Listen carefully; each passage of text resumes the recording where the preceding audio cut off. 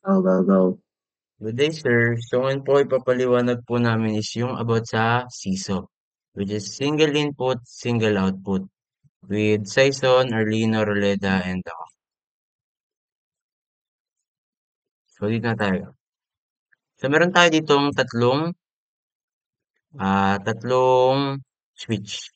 Ito is yung para sa serial input. Ito naman is yung para sa reset. And ito na para sa load. So, ano nga ba yung para dun sa load? Start mo tayo sa load. So, bali nga pala is, ito ay naka-pull up, ito ay naka-pull down. So, ano nga ba yung function ng load? So, yung load, dahil nga CISO, single input, single output, may dalawa lang to, either high or low. Then, mapupunta yan sa ating output, either high or low. Kung ilo-load mo dito is yung high, mapupunta dito is high. Pag pinunta mo dito is low, ang pupunta dito is low. So, yun lang yung function ng ating load. So, ano naman yung function ng ating serial input? So, sa serial input, pag naglagay ka na, for example, ang pinattern mo dito, high, low, high, low. Then, gusto mo pa maglagay ng hindi na ginagamit yung load. Pwede ka gumamit ng serial input. Like, ano mo lang siya,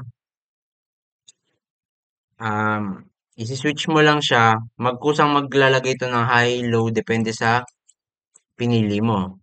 So, yun lang naman yung function ng SI. Pwede siyang magsingit ng either high and low kahit naka-load na yung ginagawa mo.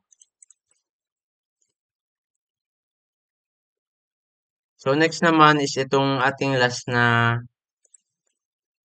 switch, which is yung reset. So, nagre-reset lang naman siya. For example, paano ba to? Nag, gumagana yung ano mo, like nag-high, low, high, low, high, low. May pinattern ka na, tapos bigla mo i-reset. Ang function nun is mamamatay lang yung mga ilaw. So, yun lang naman yung function ng reset na switch natin. And the rest naman ng ano natin is connected sa negative para di siya gumana or ma-disable yung mga function nila. And the rest is ground, BCC, and LED para makita natin yung mga output.